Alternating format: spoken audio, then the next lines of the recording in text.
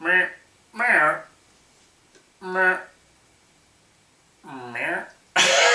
It's me trying to basically pretend to be the aliens. Hello, huge movie fanatic Nate, stopping on by. This time I'm coming at you to do one of my famed movies / Blu-ray reviews. I'm coming at you to review the movie and Blu-ray of the epic cult classic, basically Charles Band production of Laserblast from, I think this came out and it's saying on the back here, 1978.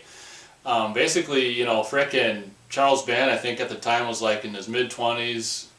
He was already producing movies, and so I mean, you gotta give it to him for that. Here's the Blu-ray of Laserblast, which of course I'll talk about a little later. So Charles Band, man, he's been doing it for decades, and this is one of his, and it's not his first production or project, but it's one of them. This is a movie that I didn't see. I worked at Movie Gallery years and years and years ago, and they had the DVD previously viewed, and I think I bought that, just curious about it. I'm not sure if I knew it was Charles Band at the time, or, well, I mean, it probably said on the box or something, but so first time I saw this was probably, I don't know, 10 years ago or something like that, maybe 10 years ago or more, 11, 12, something like that, and obviously, you know, I wasn't particularly blown away with this movie or anything like that, but it was something that really, I will say, and I'll probably say this over and over and over, that really represents and really captures really fantastically the feeling of you know, like Southern California in the late 70s. That's one of the things that I think this movie does extremely well, which of course isn't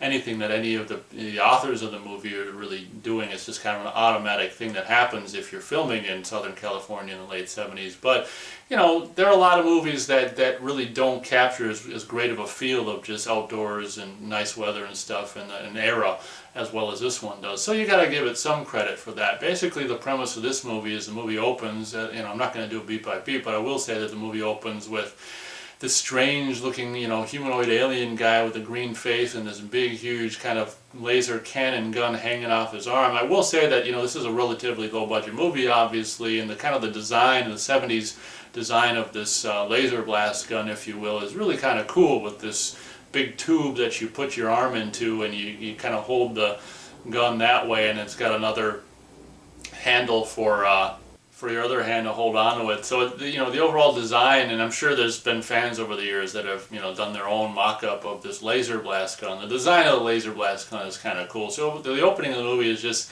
you know, this desert, Southern California desert, and this weird, you know, monster guy with a green face walking around. And you see these, you know, animated, but this is the first collaboration, from what he says on the commentary, what Charles Band says on the commentary, with Charles Band and the late great Dave Allen. So of course you've got Dave Allen stop motion animation, you know, alien puppetry effects, not puppetry, but, you know, alien stop motion animation effects in this movie. But basically the premise, or the way this movie starts, is these aliens end up, these two aliens, they end up tracking this guy down and zapping him.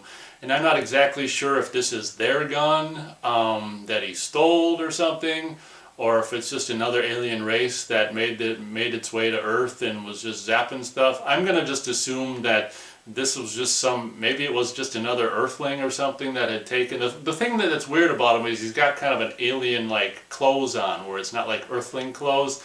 So I don't know if this is supposed to be an alien or an Earthling that's been affected by this gun, but regardless, the aliens basically zap and fry this guy just to basically soot, you know, just black spot on the ground, desert floor, desert ground, and they see a little plane and they're spooked. Oh gosh, because aliens that travel billions of star miles and light years and stuff are going to be spooked by an Earth plane, but whatever.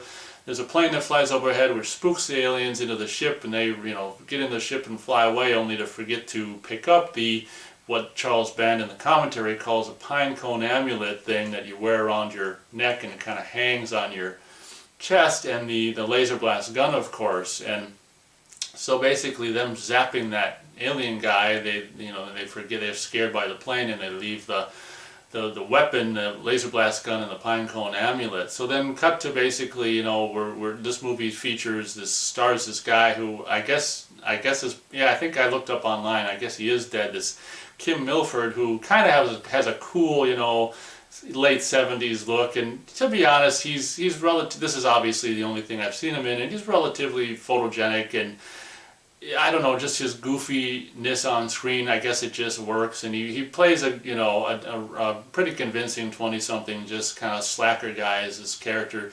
What's interesting about the people in this movie, or the characters, I mean, the characters really have no character. The whole movie, after we do that beginning bit, and then we introduce Kim Milford's character, and it's just really these people just doing things or sitting around. Kim Milford's character is just basically, well, he's kind of just a slacker guy who's just, goes to parties and just slacks around, drives here and there, and gets bullied by people. What's so funny about the beginning of this movie, when we see him introduced, and his mom is like, I don't know, she's got another trip to Acapulco that she can't turn down. So, MILF mom, packs their bags into the frickin' car and leaves the mopey Kim Milford at home to his own devices. It sounds like, from dialogue that's spoken, that this is, her going off to Acapulco is something that happens kind of on a regular basis. We don't know if she's a stripper or a whore, or we don't know what the hell her frickin', reason for going to Acapulco is. But regardless, the beginning of the movie, it shows Kim, or, is his name, the character's name's Billy's, I think. Left to his own devices, left at home, and it's not like he wreaks havoc at home or whatever. But I don't even know. There's really no plot point to have the mom go away. I guess maybe with the mom gone, he can, I don't know, be more reckless or whatever the hell happens in this movie. So basically, the movie, the first 15 or 20 minutes of this movie is just him driving around in his van with his goofy ass footprints, going up the side, and he's always got a shirt off that's either he just puts on and he leaves unbuttoned, or this guy's always taking off a shirt or putting a shirt on, or having it unbuttoned, just hanging open or whatever. But again, this movie does have this great feel of just Southern California, warm weather, just really nice kind of thing, vibe to it. And so basically the first 15 or 20 minutes is this guy just slacking around. He goes to his girlfriend's house place, and one of the big, back in the late 70s and stuff, from what Charles Band says in the commentary, a lot of studios or distributors wanted some name faces in a movie just for cameos and stuff, kind of like probably what John Carpenter did with Halloween and Donald Pleasance and stuff. So two of the big quote-unquote names in this movie are Keenan Wynn, of course, and Roddy McDowell. So, Keenan Wynn plays the father, kind of the nut job, ex-military father of, Billy's girlfriend. Is it Billy? I don't even remember anymore. Yeah, Billy Duncan. So he goes to her house, and she's, I don't know, he gets chased away by him, I think, and then he goes somewhere else and gets a Coke and gets bullied, gets bullied by these jerks, and this one guy who's by the name of Eddie Deason is just one of the most, I don't know if you could get more annoying than this performer in this movie. He's just one of the most freaking annoying, not only acting but looking people in any movie you'd ever want to see. And from what they say in the commentary, this guy went on to do a 2-3 decade long stint of the same kind of, I imagine, schlock character in everything he was in. I don't know how these people have 30 years of working in movies and or television just being these annoying fucking assholes. But this Eddie Deason is like the hanger-oner of this one, bully guy who bullies Billy. Basically, as Charles Band says in the commentary himself, the movie just basically sets up this character of Billy and his girlfriend and just his daily life or whatever, and then sets up that he's bullied, which is what happens. And then maybe 20 minutes into the movie, Billy just driving randomly out in the desert happens across the Laserblast gun, and realizing, and pinecone amulet, and realizes that he's got to be basically holding the amulet or wearing it around his neck to make the Laserblast gun work, which is a kind of a cool gimmick and idea and stuff like that. So basically, once he realizes that having the pinecone in his hand or around his neck is more convenient around your neck, to be able to blast bushes and cactus and just desert sand and stuff like that. He's just obviously being I don't know how old he's supposed to be in the movie. He's probably supposed to be younger in the movie than the guy really was when he did the part. But obviously, late teens, early 20s something character is going to be all in the late 70s. I mean, you would be even now, to find, even in my age, and I'd be pretty excited to find a laser blast gun myself and just be able to blast shit and have something to blast bullies with and stuff or whatever. So he ends up finding a laser blast gun and does a little bit of a target practice on not pine cones, but cactus and bushes and tumbleweed and crap. And Then he just proceeds to go to this just random frickin' pool party and stuff, which features some side boob, and it's so funny in the commentary because, you know, Charles Band hadn't seen this movie probably for decades when they did the commentary, and when the side boob bit happens and she gets like pushed into the pool, he's like, Charles Band's like, "That's it?" it's so funny listening to Charles Band's utter sheer disappointment in this movie because, you know, he's the guy who produced the goddamn thing, and here he's kind of has the reaction that a lot of us had when they first saw it as well. So at least he's not like saying this is the best movie in the world or whatever. He's actually, you know, agreeing with a lot of the viewers when it ended up being just overly long and boring and kind of just basically the whole movie is filler with, you know, a little bit of side boob in one spot, and then some animated aliens and exploding cars and exploding, you know, shitters and gas stations and stuff sprinkled throughout. Another noteworthy thing to mention is this movie was scored actually by I want to say it's Joel Goldsmith and of course Richard Band. Joel Goldsmith, of course, being the late great Jerry Goldsmith's son. And Richard Band, who I think was what they say 23 at the time, I think this is Richard Band's first movie score. So basically, you know, Joel Goldsmith and Richard Band, whatever, worked together with from what Richard Band says in the commentary, a minuscule what did I say, $750 freaking music budget, of which I think Joel, you know, Goldsmith kind of argued to get 500 of which, and then. Unless this is all just complete and utter bullshit, but it sounds, the number sounds just, I'm sure it was true because, you know, it's just one of these things that you just don't remember, and Richard Band really seems to be really had no, you know, reservation and was just really sure about that number of $750 for the music budget for this movie. But it should be said that, you know, the music's nothing really amazing or whatever, but I mean, you know, Richard Band was 23 and Joel Goldsmith was probably around the same age, so, you know, for being young and some of their first movies, I think it was both of their kind of first attempt at a movie score or whatever, I mean, it gets the job done. I mean, it's not, from the get-go, it's not some kind of amazing movie anyway, so, you know, you're going to expect that a lackluster movie is going to have a more or less lackluster score, but for a late 70s science fiction kind of movie, it definitely gets the job done. So as I said, the movie is basically just about this guy, Billy, who just gets bullied by people and then he finds a gun. So like 37 minutes into the movie is actually when Billy first uses the gun. This is after the pool party, and maybe later that night or whatever is actually these bullies are going to leave the pool party, and they're going to get in their old convertible and then to leave, and then they get out of it just in time for Billy to basically blow it up. And that's like the first kind of, see, it's not lethal, you know, it's like, I don't know if he meant to kill him at that point or whatever, but regardless, he only blew up the car at that point. That's Billy's first real, so like 37 minutes into the movie, I think is the first real kind of big thing where, you know, a car gets blown up, and that'll happen like way too many times for the rest of the movie as well, and it's just like, oh my gosh.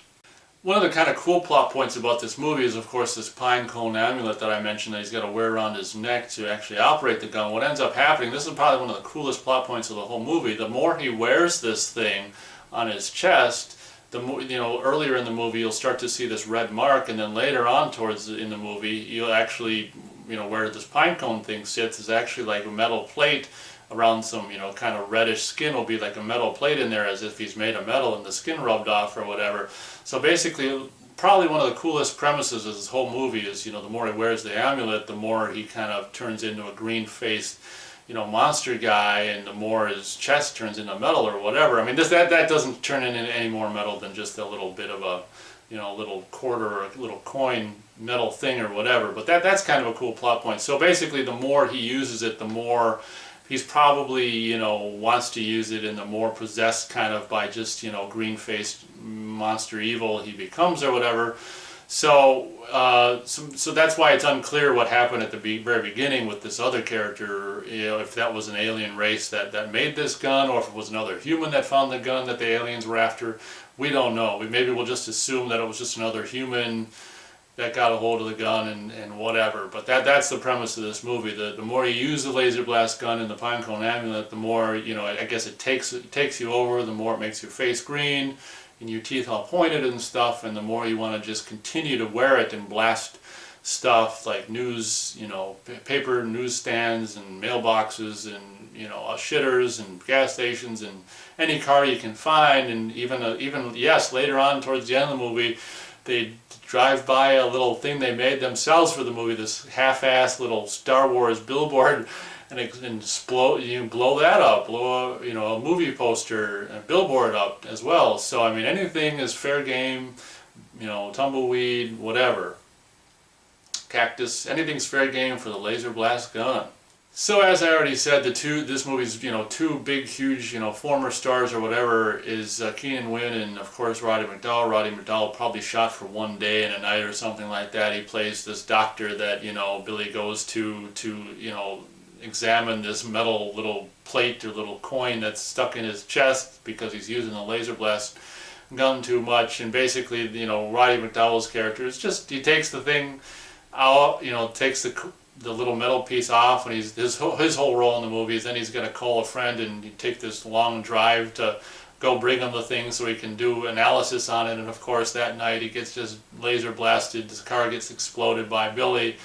And it's just like, that's that's Roddy McDowall's freaking contribution in the movie. I thought it was just, I don't know, I can understand why studios wanted big names and shit, if only for a few scenes and stuff, but I don't know, it's just watching this, knowing that it's just like, oh my gosh, that's just dumb, but whatever. I guess, these former has-been actors, it was a way for them to get some more work or whatever. Another thing, this movie, as I said, is basically 80 minutes of just nothing but pretty much filler with some animated aliens and a little bit of side boob and just car explosions. One of the other things that's just really, of course, one of the many things that is just filler about this movie is these two cops. One who's really kind of got a big, huge old gut. I don't know how you get this big a gut. And the guy's probably in his 20s in this movie, and he's got this gut that would put any, frickin' 60-year-old guy's gut to shame. But then this really skinny ass, kind of this fat and skinny cop, just see them like way too much in the movie. Obviously, just like everything else in the movie, it's just filler. We got to make the 80-minute time, running time thing, so we'll just filler. It's just like, oh my gosh. But what ends up happening, of course, just like, you want to bully Billy because you'll get laser blasted. But at some point in the movie, these cops arrest him, take him in. So I think later that night or sometime later, the cops stop at some gas station which they actually built for this movie, and a shitter which they actually built for this movie out in probably some really just back in the day, probably a really vast, probably desolate desert area or whatever. And this is at night, and basically Charles Band, when watching the movie, doing the commentary, was really surprised that they not only, the one fat cop goes into the shitter and then Billy blows it up when he's in there, and Charles Band was really surprised to then see Billy blow up the gas station. And not only the gas station, but then the cop car. The cop car, I don't think, is the one that they were driving throughout the rest of the movie. I think it's just an older, crappier version of Blow Up or whatever. But it's funny to listen to Charles Band actually be surprised about how much he was able to do as a mid-20-something producer versus now. I mean, he can't do any of this shit now, which is just so ironic that he had more means and stuff to do as a 20-something than he does now. But it is really interesting to listen to Charles Band's reaction to this movie, and it's a much more interesting, I'll get into it a little more at the end, it's a much more interesting audio option than the actual soundtrack of the movie, just listening to him react to the movie. So there. Then there's this dumb scene where there's just random guys in this plane, and it's actually the same plane from the beginning of the movie. They just used a shot of it to scare off the freaking aliens or whatever, but the random guys in some plane that's missing a door so he can shoot his gun out at the aliens. These two cop-looking guys, one of them, from what I understand, is the director of the movie.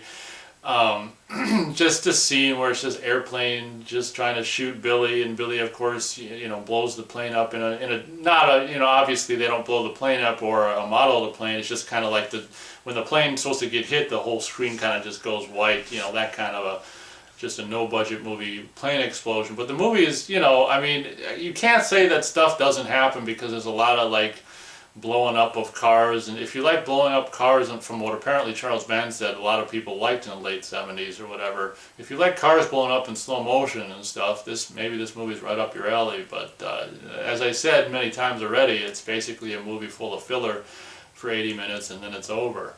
So of course earlier, like halfway through the movie or whatever, Billy blows up the bully's old kind of boat of a freaking convertible car, and he doesn't kill them. Well, now of course they've got, Eddie Deason and his bully buddy got this freaking 1950s, it's like a 57, looks like a 57 Chevy or something like that, which, of course they're going to blow up, and Charles Band watching the commentary is kind of like, gosh, we shouldn't have blown that up because that car's probably worth money now, and he's probably right. But it's really, because I was watching this and I was like, oh my gosh, like, it's crazy that they blew that car up. But at the time, I mean, that car was only like 20 years old, so, you know how a car when it's 20 years old is kind of like junk, and then it's got to be like 30 or 40 until it starts to become like classic again. Well, you can understand why they blew it up, because that car was kind of just junk at the time, and probably in the late 70s they didn't really know about maybe all the hot rodding and shit that was going to be done later on. But regardless, there's this, just like so many scenes in this movie, there's a filler scene where they're just driving this old 57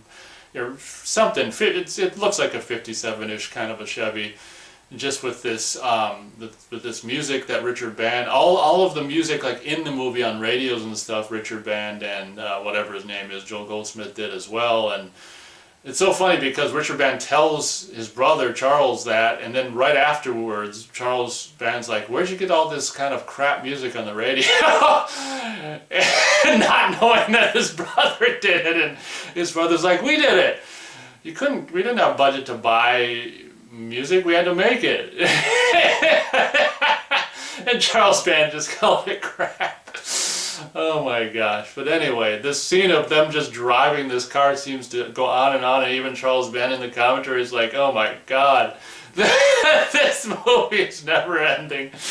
And he's right, because you got to hit that 80-minute running time. So after like what seems like 20 minutes of driving this car, it really isn't. But then of course, Billy just happens to be on the side of the road and blows this thing up in slow-mo, blowing up the old 50s car or whatever, and it's just like, oh my gosh. And then I think after that he gets picked up by this hippie, just nonsensical hitchhiker, and that's when he blows the Star Wars frickin' whatever mini billboard away, and then he blows the driver out of the van only to take it to some other part of town, which is at the end of the movie is clearly like some kind of a back lot or something that they had access to, and they just blew up. Maybe they were redesigning or refurbishing the back lot, and they just let them blow up, frickin' the newspaper stand, the frickin' whatever, the what's it called, mailbox, and all these cars, and just, so the very end of the movie is just this Billy's rampage of just blowing stuff up in slow motion and blowing up this and that until, oh, I forgot to mention, halfway into the movie or whatever, the aliens realized that on their way back to their planet, presumably, they realized that they forgot the gun and the amulet, so they're told by one of their higher up aliens to go back and get it. And you can actually see it left and Richard Band and Charles Band had fun with this kind of a U-turn in space, and the ship turning around, heading back to Earth. So towards the end of the movie, the aliens come back, and as Billy's blowing up all this stuff in some back lot, the aliens, in a shot that Richard or Charles Band thinks is really cool, and it's kind of okay. The famous shot of the alien on top of the roof of the building, and the kind of the spaceship. Is it hovering in the background? I don't remember. Yeah, the spaceship's hovering in the background. The alien will zap Billy, and well, strangely enough, as much as he zaps him, he doesn't dematerialize into black powder like the guy in the beginning of the movie did. So he just basically looks like he's just killed, and his body looks the same. And of course, the girlfriend, who at the time had already done, I think, some nudie movie for Charles Band, and this girl who plays his girlfriend, you can tell like she's these kind of girls that be all caught up in drugs and stuff. From what I understand, got all caught up with maybe heroin or whatever, and died, I think, in her 40s or something like that. But it's too bad. And every time you see that girl in the movie, Charles Band on the commentary is just like, oh, poor whatever the hell her name is, poor whatever. Every time she's in the, it's the same reaction. But that's the movie, Laserblast. I'm going to be able to give this movie, I'm actually going to go as high as 1.5 stars out of 4 stars for Laserblast. Not because it's a 1.5 star movie, but because, as I already said at the beginning of the review, this movie fantastically, and captures the late 70s Southern California feel. And so much of the movie, I'd say the majority of the movie, 60% of it or more, 65%, something like that, takes place outdoors in the, just the beautiful, bright, sunlight of Southern California, desert environments and stuff. So it does capture Southern California in the late 70s really, really, really well. And you know, I kind of like the slacker attitude of the movie, where it just has really no forward momentum, and it just kind of exists about this slacker guy who just happens across a, you know, freaking ray gun. I mean, this would be a perfect movie as a 12-year-old or 13-year-old or 14-year-old to watch, and just during a slacker summer of your own, and just kind of like you're slacking around and you're watching this movie about this slacker kid just going to pool parties and just slacking around with his t-shirt always hanging, or his, you know, button-down shirt always hanging off him and being unbuttoned, and just this, I don't know, this just got this really cool laid-back slackerness about this movie. So that's my review of the actual movie itself. Now on to my review of the recently, I don't remember, this came out maybe last year or early this year, the recently released Blu-ray of, what's it called? Laserblast. So basically, the movie, from what Charles Band says in the commentary, they lost the negative, so the print, or the transfer of this movie is done from just some kind of what do you say, answer print or something like that. But the movie looks obviously the best it's ever looked on home video before on this Blu-ray, and it looks really good. And what I will say is maybe the first 15 minutes or so, or maybe, I don't know, we'll just say something like that. A lot of times when there's a cut, you know, from a shot to another shot, there'll be one of these glitches things that it has been known to happen in transfers, and I don't remember if it's happened in, you know, transfers of previous full moon Blu-rays or not, but I've seen it before in other movies or whatever, so that's kind of annoying, and that seems to happen for, like I say, maybe the first 10, 15, 20 minutes of the movie, but then it seems to go away. But the movie looks really, really, really, really good. So it's you know, I think Full Moon is kind of getting, you know, I don't know, it's kind of a hit or miss. I mean, they're kind of getting better at Blu-rays these days. It's said to be in a stereo 2.0 and 5.1 audio. Of course, you know, Full Moon 5.1 is probably nothing to, I never look at any of these movies on 5.1, so I will say that it's supposed to be 5.1, but the 5.1 is probably not much of anything at all. So the movie looks fantastic, and you know, I mean, I think, you know, obviously, pardon me, being a movie from the late 70s, obviously it was originally mono, so I mean, to kind of, you know, if nothing else, kind of make it stereo or whatever, is kind of cool. This movie, or this Blu-ray features, special features our new commentary by director Charles Band and composer Richard Band. It says vintage full moon trailers, of which it's, I think it's got some trailers of just random full moon movies, and of course before they were necessarily full moon, like Tourist Trap, and I think Tourist Trap, the trailer, because I wanted to see the HD trailer of that, well, the trailer doesn't even work. Like, you click it, Tourist Trap, and it just takes you like home screen or something. So, I mean, I don't know if the other trailers work or not, but that's, I think, probably the only one I tried or whatever. The one I want to watch didn't work, so be mindful of that at least one or maybe more of the trailers on the vintage trailers page doesn't even work. So, in you know, in full moon quality control fashion, you get that. But the best thing about this frickin' Blu-ray release is, of course, the commentary, and it's actually Richard Band's first audio commentary, and the commentary between Richard Band, you know, Charles Band and his brother is just, I listened to it when I first bought this Blu-ray. Oh, I forgot to mention that, you know, I think I got this Blu-ray back in, you know, they do this every year. FullMoonDirect.com does this, I think it's like a Valentine's Day sale where pretty much everything's 50% off. So I think I got this way back in, you know, February, and I didn't get around to reviewing it until now. But so I got it for like half off. So a lot of times I pick up a lot of Full Moon Blu-rays and stuff during the half off, you know, Valentine's Day sale or whatever. So that's when I got this and why I got this. But the commentary is just utterly delightful. I always pretty much get a Blu-ray if Charles Band does the commentary, because it's, you know, he's a seasoned, you know, schlock B-horror or B-movie maker, and it's always interesting to hear him on a commentary talk about, you know, any of his movies or his business or whatever. And it's really fun to hear these couple of brothers in the business talk and reminisce about this movie that at the time was basically around 40 years old when they're doing the commentary. And it's so funny to hear Richard Band, like at one point in the movie he's got this website, richardbandmusic.com, and at one point he's like, yeah, you can get the soundtrack to Laserblast at richardband.com, and Charles Band's like, don't you mean Richard Band Music? Oh yeah. He's the guy misquotes his own website, which is kind of funny. But the commentary in this movie is absolutely really fun, and it's as I said, it's very interesting to hear Charles Band actually just be so utterly disgusted with his own movie that he produced, with just the fact that it's just basically a whole movie of filler, and he's, as a viewer, he's like, God, when is this movie gonna...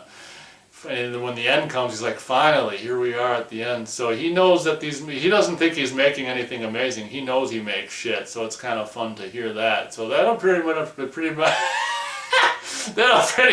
be my review of Laserblast and the recently released Laserblast Blu-ray by, of course, Full Moon. What do they call themselves? Full Moon Features. I would actually recommend this if you can pick it up for, I don't know, $10-12 or something like that. You probably shouldn't pay any more than like $12 for it. Wait until, like I say, one of their 50% off sales, or maybe it's cheaper on Amazon. I don't know. The commentary, as I said, is highly recommended. The movie is not so recommended, but again, in closing, it does capture the California late 70s feel very, very well. So thank you, Reggie, very much. Thank you very much for watching this review, and as always, we'll catch you on the next one.